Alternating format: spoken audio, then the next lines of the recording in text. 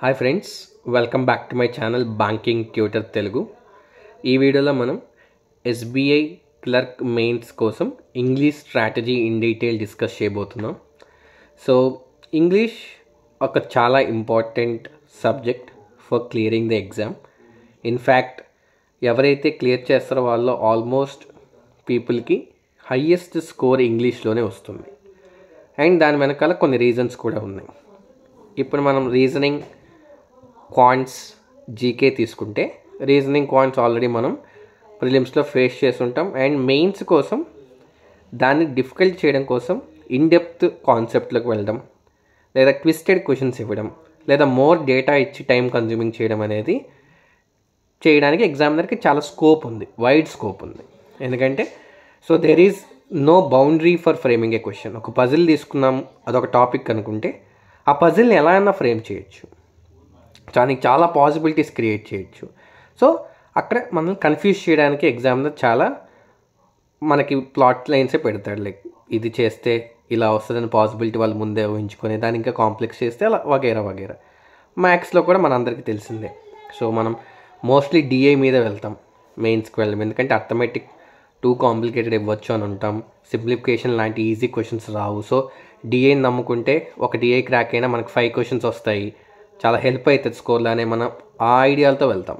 And ఆ ఐడియాలజీనే వాళ్ళు cash చేయాలనుకుంటారు. అందుకని డిఐని చాలా కాంప్లికేట్ చేసి ఇస్తారు. లైక్ డైరెక్ట్ డిఐ కాకుండా దాంట్లో మళ్ళీ ఏదన్నా టాపిక్ తీసుకొచ్చి లైక్ ప్రాఫిట్ అండ్ లాస్ తీసుకురావడం కానీ, మిక్చర్స్ ఎలిగేషన్స్ తీసుకురావడం కానీ, ఇలా టాపిక్ మీద టాపిక్ ఇలా ఇంక్లూడ్ చేసి ఇంకా డిఫికల్ట్ చేయడానికి మోర్ స్కోప్ ఉంది. జిఏ మనకు తెలిసిన విషయమే. జిఏ ఏంటంటే మనం ఎక్కడి నుంచి అని అడగచ్చు, దెర్ ఈజ్ నో లిమిట్. వాడు ఎక్కడ మెన్షన్ చేయడం, మీరు లాస్ట్ 6 months చదివిందే ఇస్తాను ఎగ్జామ్లో, లేదా లాస్ట్ 1 year చదివింది, అది ఎక్కడ ఉండదు.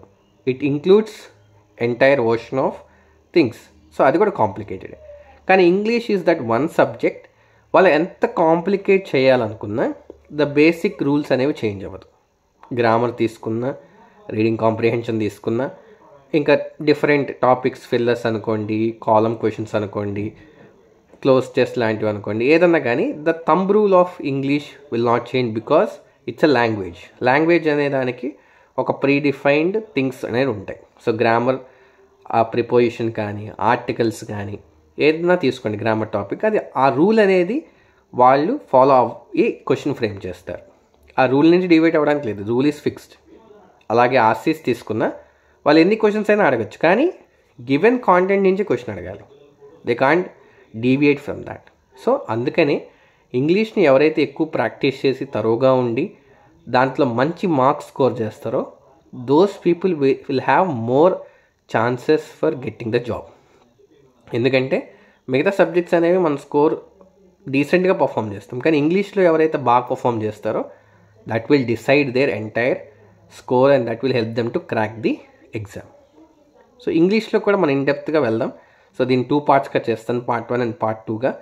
ఎందుకు అలా చేస్తానంటే ఎందుకంటే ఇంగ్లీష్ ఈజ్ ఆర్ వెపన్. అందుకోసం దీన్ని ఇంకా ఇన్ డీటెయిల్గా మాట్లాడదాం అనుకుంటున్నాను.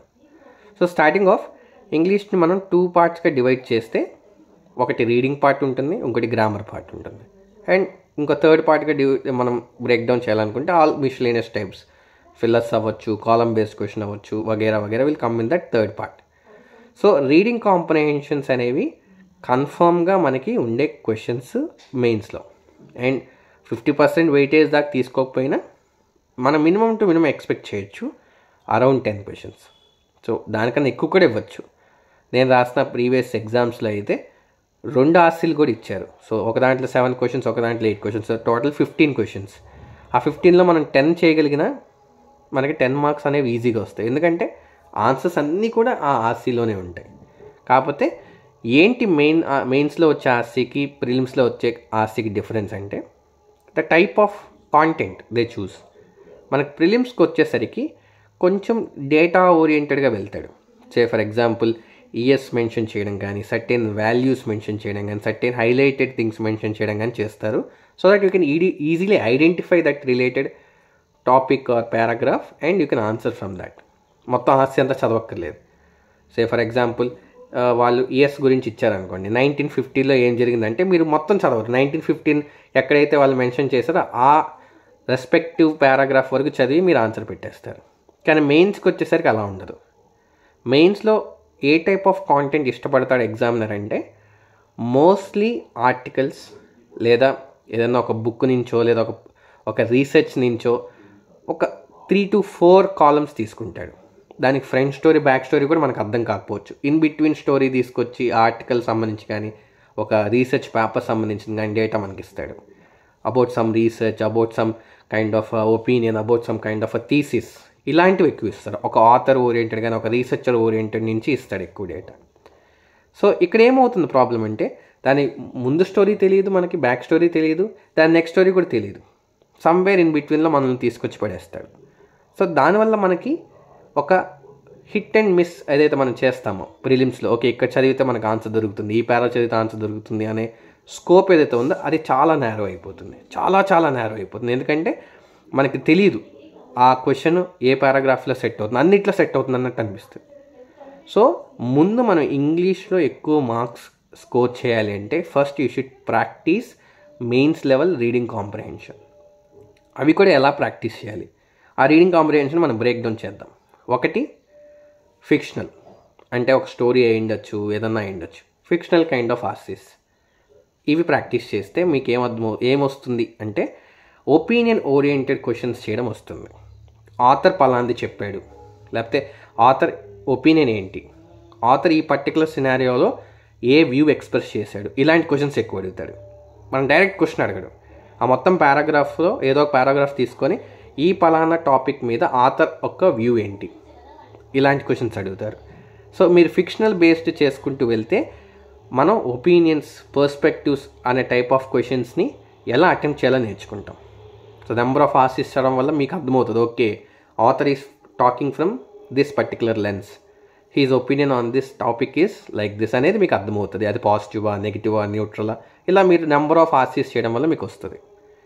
నెక్స్ట్ ఏంటంటే డేటా ఆర్ ఫ్యాక్ట్స్ బేస్డ్, అంటే ఒక రీసెర్చ్ అయి ఉండొచ్చు, ఒక టైమ్ లైన్లో జరుగుతున్న స్టోరీ అయి ఉండొచ్చు, అంటే ఆల్రెడీ హిస్టరీలో జరిగింది అయి ఉండొచ్చు, ఏదన్నా which is having a lot of facts. Factual data నుంచి ఏమడుగుతారంటే ప్రిలిమ్స్లో వచ్చేసరికి ఒక క్వశ్చన్ ఇచ్చి which of the following are true అంటాడు. అంటే మనం 3 ఆప్షన్స్ ఎలిమినేట్ అయిపోతే 4th ఆప్షన్ ఆన్సర్ అయిపోతుంది, లేదా 4th ఆప్షన్ మన ఆన్సర్ ఏదైతే ఉందో అది మనం డైరెక్ట్గా పారాగ్రాఫ్ నుంచి చదువుకొని okay this is the right answer పెట్టవచ్చు. మెయిన్స్కి వచ్చేసరికి which of the following is not correct అంటాడు. అంటే కరెక్ట్ కాంది ఏదో ఐడెంటిఫై చేయాలి, అప్పుడు మనకు డిఫికల్టీ అవుతుంది. సో ప్రతి ఒక్క స్టేట్మెంట్ చూసి వ్యాలిడేట్ చేసుకోవచ్చు, ఈ స్టేట్మెంట్ ఇక్కడ ఉందా లేదా మన పారాగ్రాఫ్లో, ఆర్ ఈ స్టేట్మెంట్లో వాడు ఇచ్చిన ఒపీనియన్ ఏదైతే ఉందో ఆ ఒపీనియన్ ఏమన్నా ఇక్కడ మనం డిస్కస్ చేస్తున్నారా, అలా ప్రతి స్టేట్మెంట్ చెక్ చేసుకోవాల్సి వస్తుంది. అండ్ ప్రతి స్టేట్మెంట్ డిఫరెంట్ పారాగ్రాఫ్స్లో ఉంటుంది. సో అప్పుడు మనకి ఏమవుతుందంటే going through the reading part takes place again and again for each and every question. So మీరు రీడింగ్ బాగా అలవాటు చేసుకోవాలి, దానికోసం మీరు ఎక్కువ ఆర్సీస్ ప్రాక్టీస్ చేయాలి. సో ఒకటి ఫిక్షనల్ కైండ్ ఆఫ్ ఆర్సీ, ఇంకోటి ఫ్యాక్ట్స్ బేస్డ్ రీసెర్చ్ బేస్డ్ ఏదైతే డేటా ఉన్న ఆర్సీస్, ఈ రెండు మెయిన్స్ లెవెల్ ప్రాక్టీస్ చేయాలి. సో దానివల్ల మీకు both kind of questions, perspective based questions as well as identifying actual opinions or the correct things inside the paragraph అనేది వస్తుంది. సో వీటి మీదే ఎంటైర్ క్వశ్చన్స్ ఫ్రేమింగ్ ఉంటుంది. నాకు గుర్తుంది ఆర్ఆర్బి పిఓ అనుకుంటాను, ఇంగ్లీష్లో అయితే ఒక సర్టెన్ ఒపీనియన్ ఓరియంటెడ్ ఒక ఆథర్ ఏదో స్టోరీ చెప్తుందంటే ఒక స్టోరీ చెప్పారు కంట్రీస్ గురించి, యూరప్ అండ్ యూఎస్ గురించి అనుకుంటే, కరెక్ట్గా గుర్తులేదు. దాంట్లో 5 to 6 క్వశ్చన్స్ వచ్చాయి అంతే. ఆ complete 6 questions is about author opinion. మన పారాగ్రాఫ్లో వాళ్ళు ఒకలాగా చెప్పుంటారు, దాన్ని వీళ్ళు బ్రేక్ డౌన్ చేసి ఇంకో లాంగ్వేజ్లో వర్డ్స్ మార్చి అదే ఒపీనియన్ వచ్చేలా ఆన్సర్ ఫ్రేమ్ చేసి ఉంటారు. సో కంపేర్ చేసుకోవాల్సి వస్తుంది. ఓకే ఆథర్ చెప్పిన దాంట్లో he's liking A, he's not liking B, ఈ ఆన్సర్స్లో అలా ఫ్రేమ్ చేసిన స్టేట్మెంట్ ఏదో ఐడెంటిఫై చేసి అది పిక్ చేయాల్సి వస్తుంది. So here you need to be very smart, here you need to be very quick, here you need to be understanding the opinion very well. So ఈ 3 జరగాలి అంటే మీరు నెంబర్ ఆఫ్ రీడింగ్ కాంప్రహెన్షన్స్ అనేది attempt చేయాల్సి వస్తుంది. So మీరు first ఇంగ్లీష్లో మంచిగా స్కోర్ చేయాలంటే ఆర్సీస్ అనేవి చాలా స్ట్రాంగ్గా ఉండాలి. సో మీరు ఏదైనా మాక్ టెస్ట్ మీరు ఆల్రెడీ బై చేసి ఉంటారు, సో వాటిలో డెఫినెట్గా ఆర్సీస్ రిలేటెడ్గా సపరేట్గా టెస్ట్లు ఉంటాయి, అవి ఎక్కువ పర్ఫామ్ చేయండి. ఓకే, సో ఎక్కువ ఫిక్షనల్ బేస్డ్ ఏదైతే ఫ్యాక్ట్స్ బేస్డ్ నేను చెప్పానో అలాంటివి ఎక్కువ మీకు కనిపిస్తూనే ఉంటాయి ఆబ్వియస్లీ మార్క్స్లో.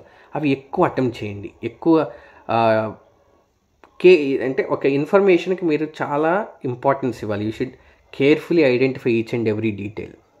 ఆ విధంగా మీరు డీటెయిల్స్ని, ఫ్యాక్ట్స్ని, ఇన్ఫర్మేషన్ జాగ్రత్తగా అబ్జర్వ్ చేసుకుంటూ అవి ఎక్కడున్నాయనేవి హింట్స్ మీరు మైండ్లో పెట్టుకుంటూ చేసుకుంటూ వెళ్తే you can easily score very well in RCs. And మనం ఆల్రెడీ స్టార్టింగ్లో చెప్పుకున్నాం English plays a key role in your selection అని చెప్పి. నా కేసులో మాట్లాడితే నాకు ఆర్ఆర్బీ పీఓలో ఐ స్కోర్డ్ 90.75. అక్కడ I got 26 marks in more than 26 అనుకుంటే, ఎగ్జాక్ట్ నెంబర్ నాకు గుర్తులేదు, నెక్స్ట్ వీడియోలో నేను చెప్తాను. అవుట్ ఆఫ్ 40 ఆల్మోస్ట్ 26 మార్క్స్ ఇంగ్లీష్లో వచ్చాయి. అంటే more than 50% I scored in English. And అదే నా హైయెస్ట్ స్కోర్ అన్ని సబ్జెక్ట్స్తో కంపేర్ చేస్తే. సో మీకు ఇప్పుడు అర్థమైంటుంది ఇంగ్లీష్ అనేది ఎంత ఇంపార్టెంట్ ఇన్ యువర్ సెలెక్షన్ అని చెప్పి. So start working on your reading comprehensions, do a lot of mock test on reading comprehensions and will focus on the other stuff. ఏదైతే fillers మాట్లాడానో, column matching మాట్లాడానో, మిగతా topics అన్నీ part 2 వీడియోలో cover చేస్తాను. వాటికి ఎలా practice చేయాలి, వాటిని ఎలా మీరు ఎక్కువ స్కోర్ చేయవచ్చో will discuss the. Okay friends, so ఈ వీడియోలో ఎంతవరకే.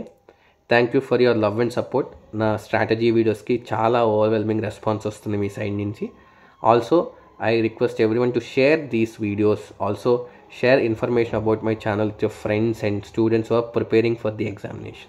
SBI అని కాదు, ఏదైనా they are targeting for this year RRB కావచ్చు, IBPS కావచ్చు. Please share this video so that they will be prepared for mains as well at the very beginning itself, which will help them in cracking the exam.